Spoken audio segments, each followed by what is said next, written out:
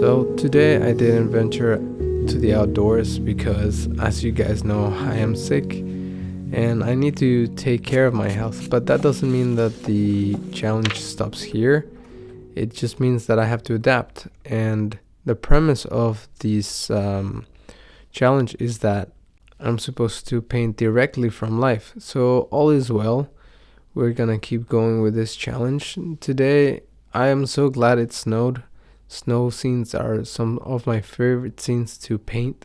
And in watercolor, they're usually one of the easiest ones to paint because since you have to preserve the white to paint, and usually, snow is white, so you only need to paint in what is dark. And in this case, like the house is the most dark thing, so it'll probably be easy. I hope so. I do apologize in advance if there's any weird noise on the background. That's my neighbor. He's working on something and I have no idea what it is. So if there's disturbance in the force of this audio, then that's the reason why, and I'm sorry about it. So sketching in the house, I got a bit confused in my first layout of where the roof was, and I ended up trying to extend it and trying to partition it as I saw it. I think I'm just very used to painting in a much wider format, so not so much of a square format, and therefore my view or my perception of the composition gets skewed, and then I get confused and you get these kinds of mistakes. I'm sure you guys can't really see the drawing right now. You'll just have to see when I actually start laying down paint. But yeah, so far this challenge has been very rewarding, especially from the point of view of rewatching me painting and learning from my own mistakes, watching myself paint. I never really thought that this was gonna be something that I was going to get something out of, like watching myself paint. But I found it very valuable. I find it that it kind of resembles some things that I learned from climbing. I do a bit of climbing, and it's one of my other hobbies. And one thing that you learn there is that if you tape yourself and see yourself move on the wall, you'll learn a lot more than just trying and thinking about how you were actually placing a foot or where your body was in space. So I'm very fascinated by the fact that this is actually working as well for painting. That's a funny coincidence in my opinion. And I wonder if I'm gonna be learning more things that I can apply from painting to climbing and climbing to painting. That would be very interesting. Maybe I'll make a video out of that if that actually happens. I don't think that one thing like drawing and taping yourself is like enough to make a whole video out of what climbing taught me or something, because I don't know, it's just one thing, but maybe it's enough. I don't know. Let me know in the comments below if that's a video that could be interesting. Of course, I'm not gonna make that video in the next 95 days, because I'm gonna be busy with these ones and they're already starting to be quite challenging. I thought that the voiceover was gonna take a lot less, but that's what happens when we get excited about new projects, new things. And I don't think it's a bad thing, to be honest. I think it's good to just jump in, get immersed, fail a lot, and just see where it takes you. That's the way to learn, and you learn super fast because you just hit yourself against all these roadblocks and problems and things, and so your mind goes into this solving mode in like hyperdrive, because it almost feels like it's a live or die situation. I mean, it's not right, but you're just so excited and you want to get it done that your brain is like, all right, I'm gonna work with you, we're gonna solve these things together. And it's just a really magical thing. I mean, I'm already finding ways on how to, cut down the time that I use voiceovering or editing the videos. Even though I'm doing minimal editing on the videos, I'm still trying to find ways to use less time. I was also considering the fact of just doing 5-minute videos, and that way you only just hear me blab for 5 minutes instead of 15 minutes to 20 minutes. So there's a consideration also. If that sounds good, please let me know in the comments below, because that way I can save myself and yourself a lot of time. And yeah, but I think that also the purpose of this challenge is for me to slow down and really see and observe what I'm doing, understanding it to the core, not just throwing paint at the paper and trying to make it look pretty. No, it's really understanding what's the workings of what I'm trying to do, what other masters try to do, and their learning of their craft. I was briefly considering that maybe I should not give myself only 15 minutes to paint and just paint as long as I need to really observe the subject, to really understand the light. I did consider that for a little bit, and then just cutting down or making the videos to be time lapses so they're also not super long.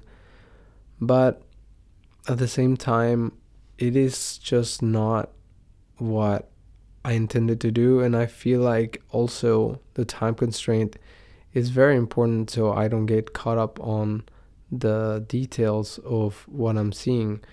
And if I'm just caught up in what I'm seeing, then I'll probably not improve as much as if I have this time constraint.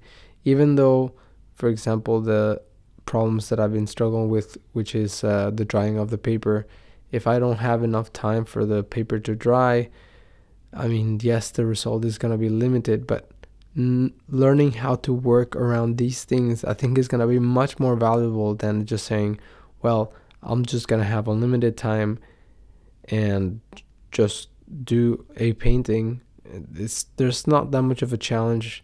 It will be much more challenging, maybe editing it and space wise as well, if I'm gonna be filming this in 1080p or 4K. But yeah, those are some thoughts that are going through my mind. I'm sorry for rambling. Let's just get into what I'm trying to do right now. I'm just going over the sky with a very dull gray. I put a little bit of blue in it, and also magenta, and a bit of green as well. But this is my most favorite accent color, and that's cobalt teal. This is one of my absolute must-have colors for myself, for the type of landscapes I like painting, for the temperatures that I see in the landscapes.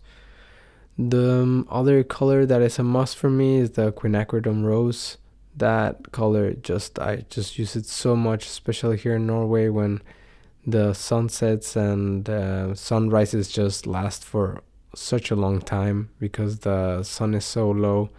It doesn't actually move that far, therefore these times of days are extended in a way. So that's very cool. Also, ultramarine blue is one of my favorite blues. I'm still looking for my favorite pairs of blues. I mean, at least I need several blues. I feel like that's one of the most used colors. That's the one that you mix with the most. I feel the one that you use the least in my case is red. I know that quinacridone rose is a red, but that red and scarlet, or pyrrole scarlet, I think it's called, those two I use, but I don't use a lot of, so they just last me forever. But when it comes to blues, those just, I ran out of them very quickly because I used them a lot for making things darker, making things cooler, or just getting my greens. Anyway, enough rambling about colors. I mean, maybe it is interesting for you guys, but now you can see me. I'm trying to just add the roof tiles, I think it's called. I'm not trying to add them all. I'm just trying to hint at it, but I'm not doing a very good job because I'm almost doing every single one in a way. But yeah, I'm basically just painting what is the darkest thing that I see that is peeking through the snow. And I mean, the roof was completely full of snow, the ground was fully complete with snow, and you will see how nice suddenly when I put the orange of the house, it just suddenly kind of comes together. I found this subject to be a little bit challenging because it had a lot of detail, and I get very distracted. I just noticed that I get very distracted by detail. I don't think that the wisest thing to do right now is what I'm doing at this moment, which is adding those tiles. I mean, those are such small things that if I was to stop right here with this with what I've done, you would not really know what that is. I mean, I can't tell what it is. Of course, I know that it is a house, but that's just because I know what I was painting before I started. But if I was somebody that had no idea and just stumbled upon this video and open it right now, I'll be like, what is this guy even trying to paint, you know? And that's not a good thing. That's when you know that your plan is not working very well. This is me telling that to myself, by the way. I'm not telling you that your plan is not working. I mean, I don't know your plan or if you even have a plan. I mean, I hope that you have a plan. Maybe you don't. Maybe you're just watching me paint, and that's also cool. But yeah, anyway, I'm glad I finally started working on the house. Just watching me paint now, I was kind of getting stressed of like, oh, am I gonna even have enough time to paint this whole house if I'm moving this slowly? And one thing that also struck me or took a lot of my time was fixating on trying to get the right color that I was seeing from the house. I seem to have forgotten how to use this palette, which is very interesting because I've always used this colors and this palette for, I mean, 85 or 95% of my paintings. So I find it very weird that I just could not remember how to mix the color that I wanted. But yeah, I mean, we live and we learn. I'm sure that I'll remember soon enough. One color that I'm missing here and I don't have with me, I haven't bought it because I'm not gonna buy any new colors until I'm out of the ones that I already have, is I can't say that. Quinacridone. Oh my god, I forgot how to say that word. Quinacridone. Oh Jesus. Okay, let's just call it Queen Gold. That color is so versatile and it works so well with so many of the colors that I have. It can give you a cool yellow if you use it very lightly, and it can give you a very strong warm yellow if you use it very thickly or not as runny. That is a very nice color. It makes very beautiful oranges, and for wintertime and the autumn is a very nice color to have. Now I'm adding the bush that it was right beside the house. It kind of shares a bit of the colors of the house, but it is a little bit on the brighter side. And now I'm trying to add a few shadows within the bush. And I did forget that one primary rule of bush making is that when you add the shadows, you usually put the shadows mostly at the bottom. You can use shadows on the top. Of course, rules are meant to be broken. I mean, they're just guidelines. They're not really solid laws of physics in painting, but they are usually quite right. But you have to use them with, or you should take them as a grain of salt. You should not take them as the end all be all kind of thing. I wouldn't call that a mistake in this painting, but it is something that I could have had in my mind more present. Now, the painting is still looking quite flat. I think I was being very careful of using little paint or little water, because I didn't want the paper to take too long to dry. But I'm painting indoors today, so this actually was not a problem throughout the whole painting. And I didn't realize that until the very end, which being so careful and not being very confident in your brush strokes, that can lead you to using a lot more time than you want. Of course, when you're out painting, you're not thinking about how long you're taking to paint something. But at least in this challenge that I'm doing here, it's quite important that I know that each brushstroke, each decision that I take is going to take either a bit longer, or is going to take away from the end result, or is going to give something to the end result. And now I'm adding the chimney. I think I finally understood that I might be out of time soon. So I started speeding up and adding the actual things that will tell you that this house is a house. It's looking pretty dull. It's looking like very monochromatic, and that's fair game. I just couldn't find the way to mix the right orange, and you'll see me now. I think I'm trying to mix a new orange, put a little bit of blue in it just to not make it too bright. I add more yellow, I add a little bit of red. It's it's not going great in that sense. I'm like, okay, what about if I put some green in it? What will happen then? And then I actually decide to use it, and it's still too yellow, but I just go with it.